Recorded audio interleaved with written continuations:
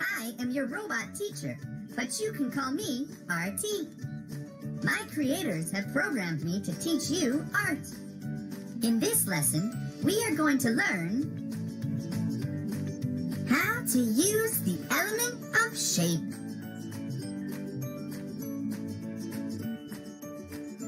So grab your art supplies and let's get started. Remember, the elements and principles of art are the building blocks of art. The better you get at using them, the better your art will be. If you recall, a line is a moving dot. Well, if we move the dot so that it connects back to the beginning, we have a shape. In other words, a shape is an enclosed line. A shape has a two-dimensional area, meaning that it has a length and a width. We see shapes because of a difference in value or color. For example, there's a white square here, but you can't see it because the background is also white. But as we make the square darker, we can see its shape. Similarly, a triangle starts to appear on the green background as we change the triangle to red, even though the value of the triangle and the background remain about the same. There are two main types of shapes. First, we have geometric shapes, such as a rectangle, a triangle, and a circle. These are also known as regular shapes because we see them all around us. They have basic mathematical equations that are used to describe them. Next, we have organic shapes, such as a heart, an apple, or an abstract shape. These are more complex than geometric shapes, as they are more difficult to describe mathematically. Though we have names for some specific organic shapes that we see in nature, most don't have names since they can be very random. Because of this, organic shapes are also referred to as free-form shapes. Sometimes we outline our shapes to make them stand out more. However, many times, shapes can be defined by what is in or around them. These are referred to as implied shapes. If we want to draw a complex organic shape, such as a baseball glove, we can break it down into more simple geometric shapes. These shapes that make up the subject we are creating are referred to as positive shapes. However, there is more to this image than just the positive shapes. If we look closely, there are shapes inside the glove. These red shapes are referred to as negative shapes. Even though they may not seem as important, a great artist will give just as much attention to the negative shapes as the positive shapes.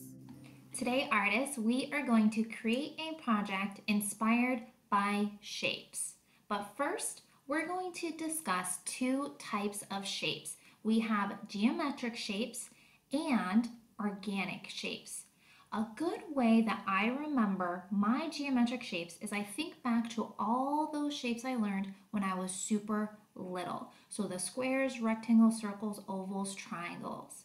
These shapes can be created by using artist tools like a ruler, compass, or protractor. An organic shape is the opposite of a geometric shape. It is a shape that can be found in nature. It is more complex and can be a little tricky to create or describe to another person. Now, artists, I want you to take a look around your room and see if you can locate both geometric and organic shapes. Do you see these shapes on your walls or maybe even outside of your window? Go ahead and hit the pause button and see if you can locate both geometric and organic shapes where you're working.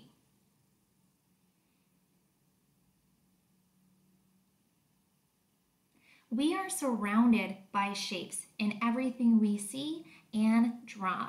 We're going to practice using both geometric and organic shapes in a project today. Now, this project is going to be super fun and require quite a bit of your creativity.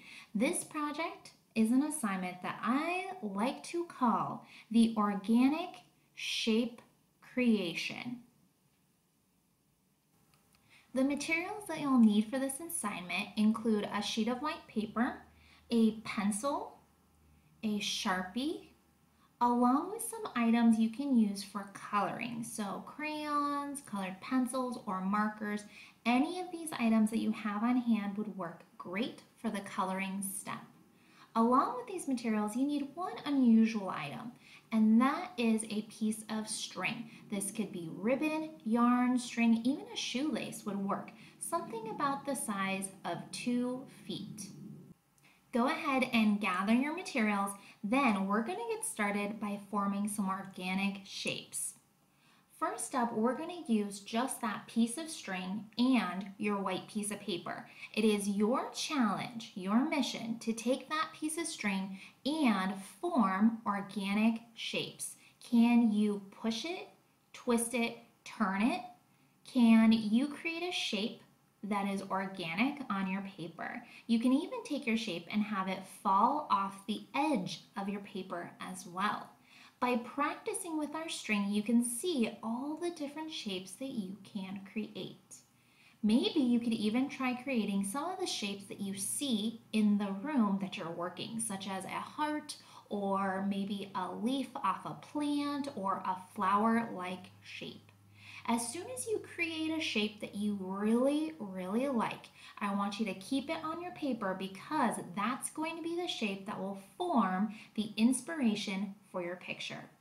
Once you get your shape created, you're going to grab your pencil and you're going to outline around the outside of your string. When you finish your outline in pencil, you can remove your string and set it to the side. You no longer need it. At this point, you have to use your creativity to transform this organic shape into a beautiful masterpiece.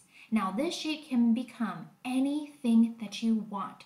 So think about what appears as you stare at this shape. What could it be transformed into?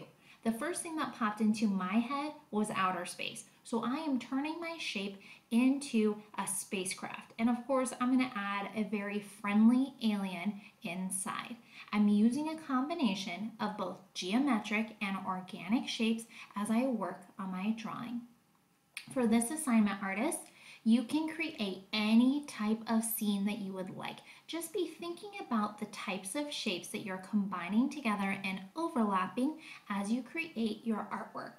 Both geometric and organic shapes work really well together in an art piece. When you finish your pencil, your next step is to outline in Sharpie, then erase your pencil lines. When you've completed your Sharpie, you're then ready to start coloring, and you're welcome to use any type of coloring materials that you have on hand. Sometimes it can even be fun to incorporate multiple mediums on the same art piece, so combining crayon and marker or colored pencil. This is your choice as an artist on how you're going to bring your art to life through color.